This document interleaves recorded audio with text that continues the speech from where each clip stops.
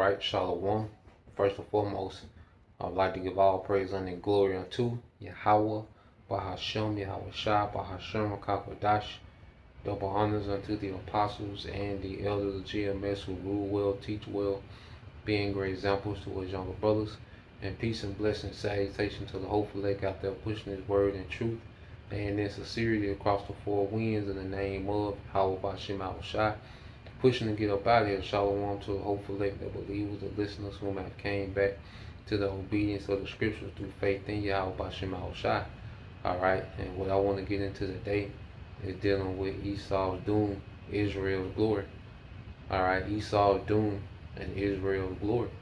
Because we have to understand, the two main characters of prophecy, alright, is Esau, Edom, alright, which is the progenitor of so-called white people we see today, okay, and you have the progenitors of the Israelite, which is Jacob, okay, which are the so-called Negroes, Latinos, and Native Americans.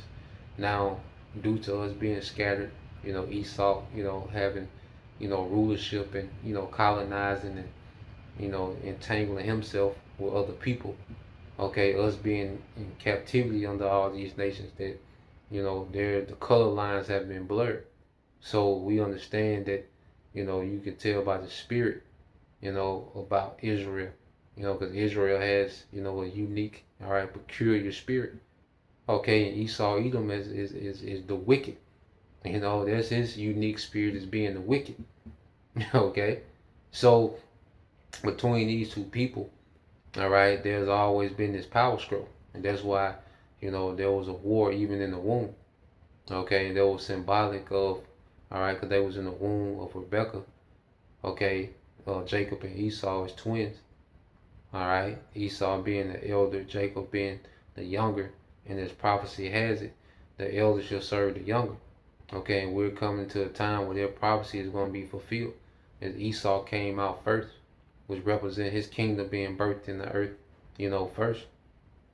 Okay, during the Renaissance period, when he will get the fullness of that blessing given to him from Isaac, the fatness of the earth, and he had the blessing of the sword, to get and maintain the fatness of the earth.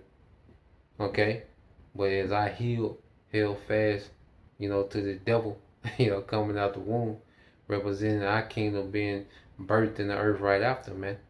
Okay, and that we would, our power, was that this devil's end. Our power will begin that this devil's end. His feet represent his end. Our hand represents the beginning of our power. And it's going to be forever. That's why nothing else came after Jacob. Okay? Because Jacob is going to be the last, all right, people that reign in the earth. Okay? And as we get into the times of this this last showdown, okay, we're coming to the time of Esau's doom. Okay? And Israel's glory. All right, now you get Matthew 5 and 6, and this is in the GNT. All right, Matthew 5 and 6 in the GNT. It says, happy are those whose greatest desire is to do what the Most High requires. The Most High will satisfy them fully. Okay, so as we've been born again, and we're constantly, maturing in the faith, growing in righteousness and understanding, there's a desire to do what's right according to the scriptures, man. There's a desire to be on point. Okay? The problem is we live in a wicked kingdom.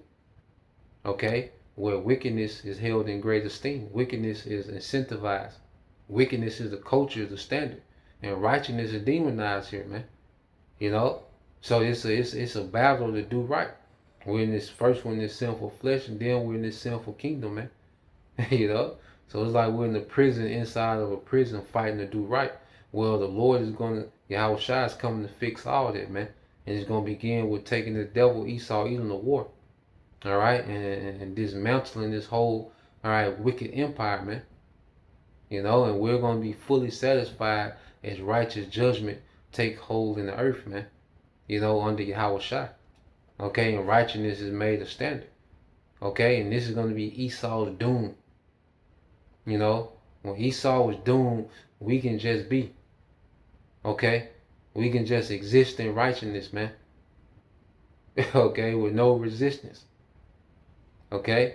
And every day, we should, as the scripture say, the captive exile hasted to be loose, man. And we should look forward to this, man. We really should have this, we should be obsessed with this thing, man. The end of this man's empire and the beginning of ours, man. We should be obsessed, with this transition, man. Okay. Second Ezra 4 and 28. And it says, this is in GNT, Second Ezra 4 and 28. It says the evil, because Esdras, was inquiring about the end. Esdras was really, he was interrogating, the archangel Uriel. He was pressing him about the end of this thing, man, and the beginning of the age of Israel, man. The end of the age of the heathen and the beginning of the age of Israel. Okay, so is the this dialogue is going back and forth between Esdras, okay, and Uriel, the archangel.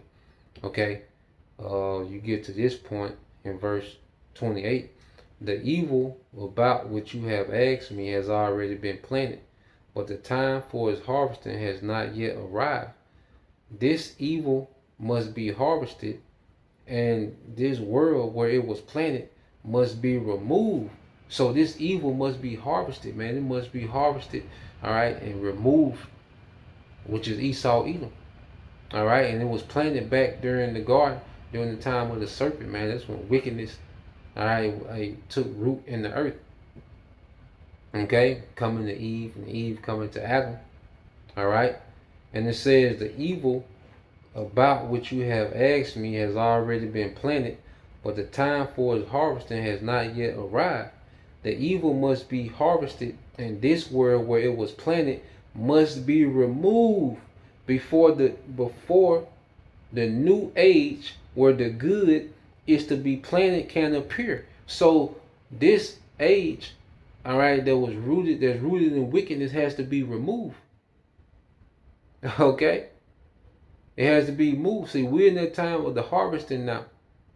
Because wickedness is peaking out. Okay? That's why the Lord has allowed it to get wicked. The Lord has allowed wickedness to grow in the earth, just to grow for this time of harvest, man.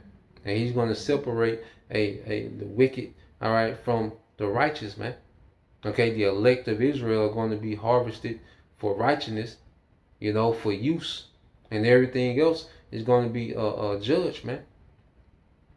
Okay, everyone else is going to be judged by fire, okay, and through captivity, man. Those that survive, these heathen that survive, all right, Yahweh Shai's judgment, they're only surviving for captivity, which that's a form of fire and affliction, man. Okay, so the Lord has allowed wickedness to grow up to a point. So now we're in the time of harvesting that wickedness, man, which is going to be rooted out the earth, man. That way, that standard. All right, and this needs to happen soon, man. Like, nah, man, it can't be another 1,000 years, of this. Like, look at where the devil is at with it. There's no way it can be 100 years of this, man. Okay, we dread, every year. We have to set ourselves up, for the long haul. The Lord can stretch it out, man. But hundreds of years of this, it can't be. No flesh will make it, man. The way that this devil is going, like this devil, he's finna unleash some things, man. He's finna go for it all. Okay, because he knows that he's fighting against the odds, man, trying to upset prophecy, man. This devil ain't dragging his feet with this thing, man. He's on the throttle right now, man. Okay, and it says, reading on, and it says, this evil must be harvested, and this world where it was planted must be removed before the new age where the good is to be planted can appear. And that's why the Lord is planting righteousness in His elect now. The Lord is planting righteousness in His elect through this word, through faith, through obedience. Okay? Because the new age rulership is going to be the elect of Israel, man, beginning with those first fruits, going back to the beginning, those righteous foundations. Okay, going into the rest of the 1/3. Okay, beginning with the men of the 1/3. Okay, and the women and children are going to be under that, okay, covering, all right, of their righteous rulership of Israel under Yahweh Shai, man. So the Lord is, allowing wickedness to grow, but then He's cultivating, okay, the righteous government on the right hand side that's gonna be harvested for rulership, man. Okay, and it says, but the time for its harvesting has not yet arrived. The evil must be harvested, and this world where it was planted must be removed before the new age where the good is to be planted can appear. At the beginning of time, one grain of evil seed was sown into the heart of Adam, starting with the serpent. See how much wickedness it have already produced. Okay, so during the time of Esdras, or during the Medo-Persian Empire, that wicked seed from the serpent from the garden, okay, still had an influence in the earth, man. Going back to the witchcraft and their rebellion against Yahweh Bashim Al-Shai, other guys, and worship of demons and all. See, that had an effect on the earth. You see, they had a ripple effect, man. So the angels telling Ezra, like, look how much wickedness is brought forth now. Just that one grain of wickedness, man. Showing you, and you see, this is the Lord showing us why wickedness can never get out of hand. Wickedness can't go unchecked in the earth, man. It has to be rooted out at its beginning. Okay? The scriptures say wickedness has spread itself like a green bay tree. I believe that's in the book of Psalms.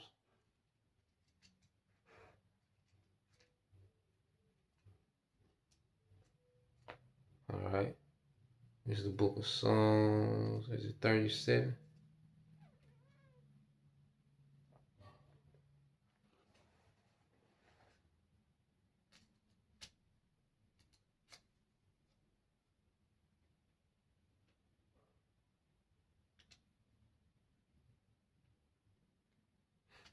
Yeah, I think Psalm 37 and 35. Yep, this is Psalms 37 and 35. This is the NLT. It says, I once knew someone wicked who was a tyrant. He towered over everyone like a Caesar of Lebanon. And that's what Esau Edom, the tyrant that has came, this wicked tyrant that's in power, that has authority over everyone in the earth, man. Okay? It says, verse 36, but later I passed by and he wasn't there. I looked for him but couldn't find him, because the Lord is going to root this man up from the roots. He's going to uproot this man from the roots, man. Any trace of Esau being in power is going to be destroyed, man. Okay? He's not going to have one, what they call, memorabilia, if I'm saying it right. Okay? There's not going to be one memory of Esau in the earth, man. He's going to be rooted up. Okay? It's going to be no memory of this man ever ruling in the earth, man. Okay? Except for the desert of America, which is going to be a memorial of what not to be. Okay? So this man has been able to, become this wicked, tyrant, that has authority over everyone in the earth, to as if he never ruled. Okay? Completely rooted up. All right? So you go back here to 2nd Esdras 4 and 30, it says, see how much wickedness it has already produced. Think of how much more it will produce before it is cut down and thresh out at judgment day. You can see for yourself what a big crop this one evil seed has produced.